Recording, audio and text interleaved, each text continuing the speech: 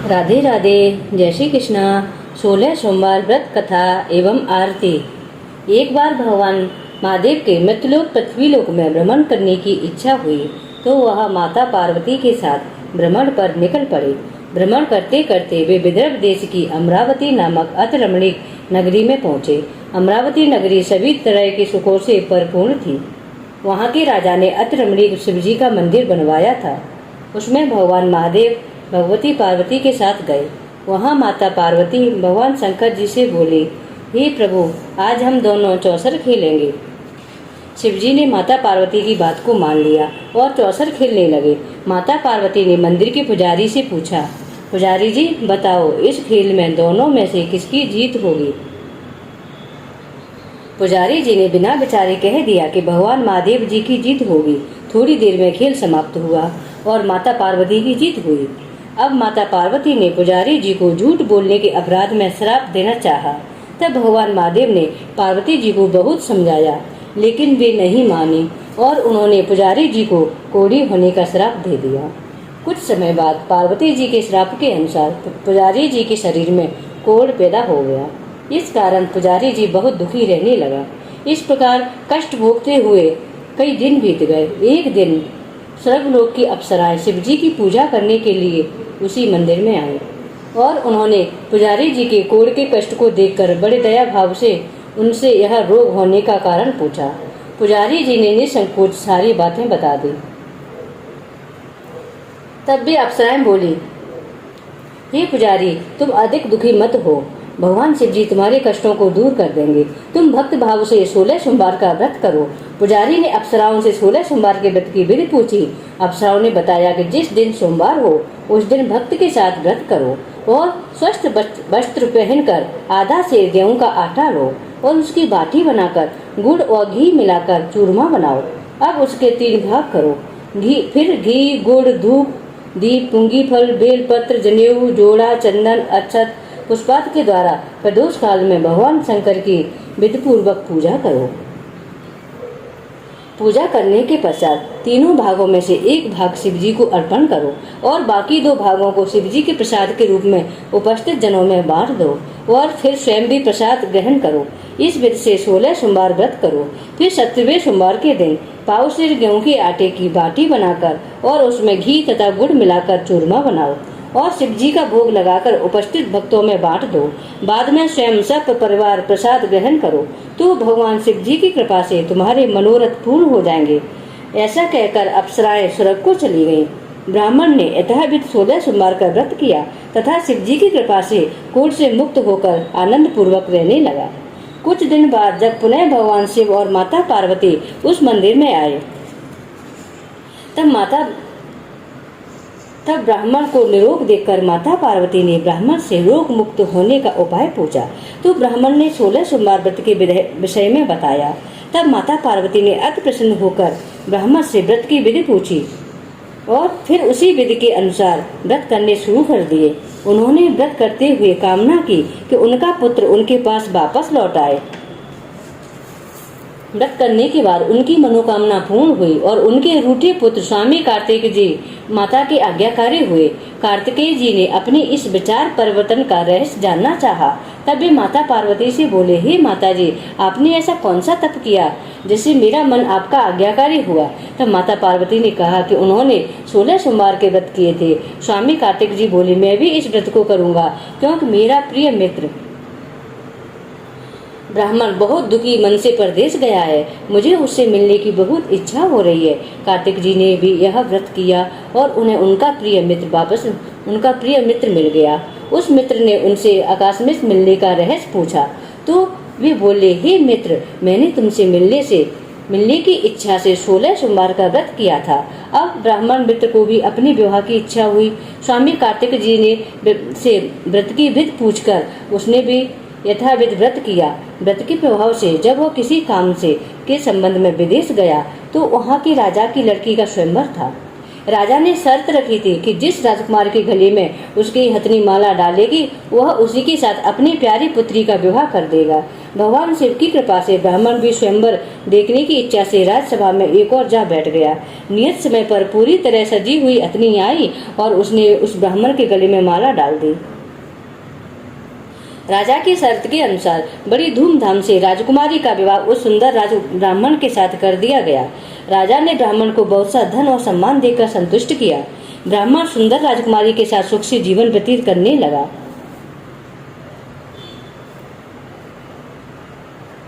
ब्राह्मण सुंदर राजकुमारी के साथ सुख से जीवन व्यतीत करने लगा। एक दिन राजकुमारी ने राजकुमार से पूछा, हे प्राणनाथ, आपने ऐसा कौन सा पुण्य किया था जिसके प्रभाव से उस हथनी ने सारे राजकुमारों को छोड़कर आपके गले में माला डाली थी?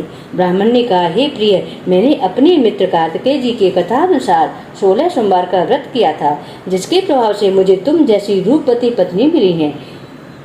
व्रत की महिमा को सुनकर राजकुमारी ने भी पुत्र की कामना से व्रत किया। शिव जी की कृपा से उसने एक अति सुंदर, सुशील, धर्मात्मा और विद्वान पुत्र को जन्म दिया।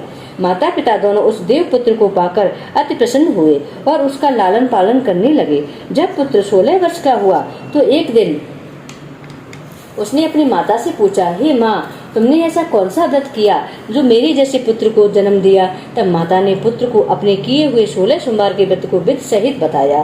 पुत्र ने ऐसे सरल और सब तरह की मनोकामना पूरी करने वाले व्रत को सुना तो वह भी राज्य अधिकार पाने की इच्छा से हर सोमवार को यथाविध व्रत करता रहा। उसी समय एक देश के वृद्ध राजा के सैनिकों ने आकर उसको राजकुमारी के लिए वरण कर लिया। वह वृद्ध राजा अपनी पुत्री का विवाह ऐसे सर्व गुण संपन्न ब्राह्मण युवक के साथ कर बड़ा सुखी हुआ।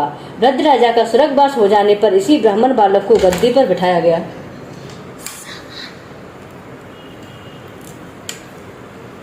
राजा बनने के बाद भी वह ब्राह्मण पुत्र 16 सोमवार के व्रत विधि पूर्वक करता रहा।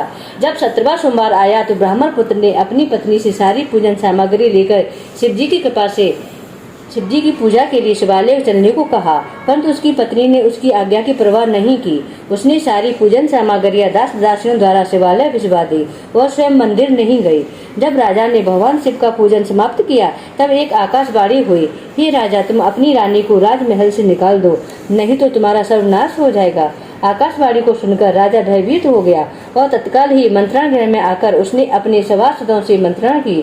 फिर राजा ने रानी को अपने यहाँ से निकाल दिया। रानी दुखी हृदय से भाग्य को कोसती हुई नगर के बाहर चली गई। रास्ते में एक बुढ़िया सूत काट कर बेचने ले जा रही थी। सूत का गट्टर भारी होने की वजह से बुढ़िया उसे उठा नहीं पा रही थी।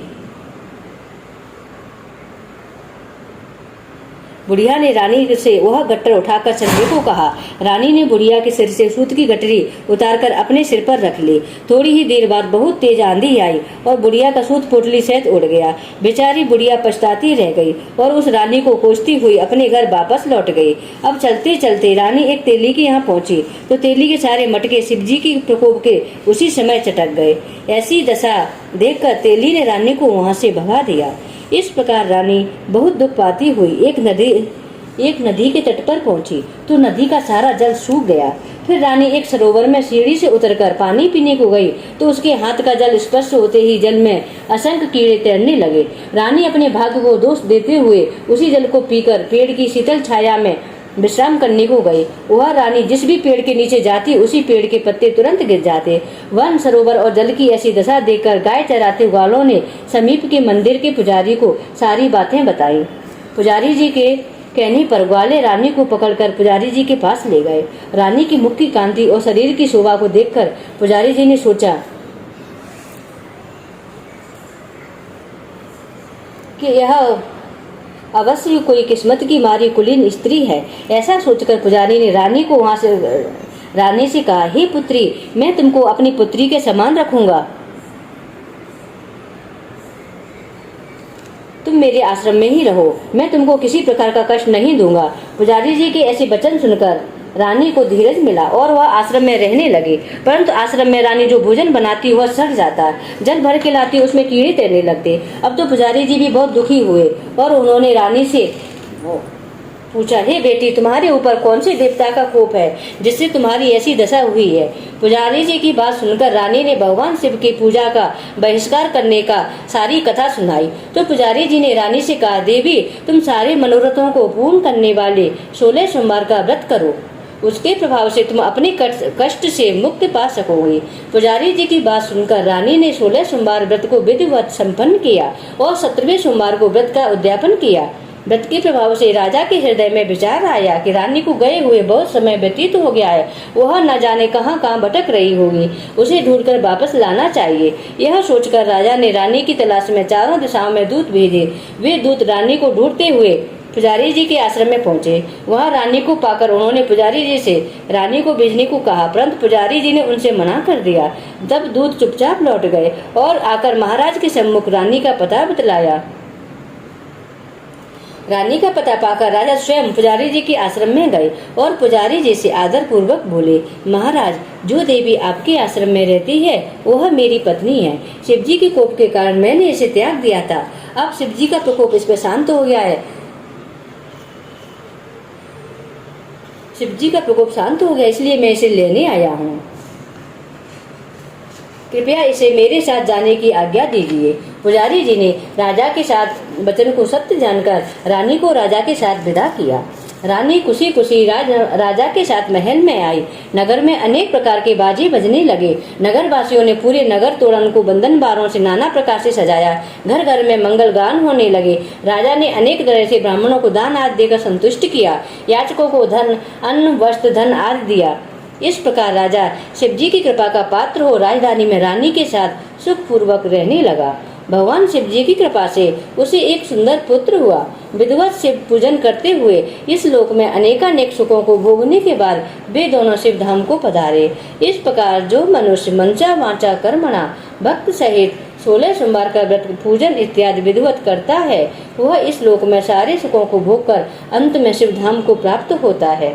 यह व्रत समस्त मनोकामनाओं को पूर्ण करने वाला है।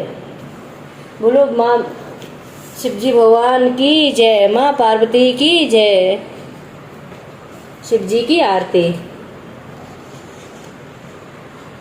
जय शिव ओंकारा, हरि जय शिव ओंकारा। ब्रह्मा विष्णु सदा शिव, ब्रह्मा विष्णु सदा शिव, हरदांगी धारा। ओम जय शिव ओंकारा। एकानन चतुरानन पंचानन राजे, हंसासन गरुड़ासन वृषवाहन साजे।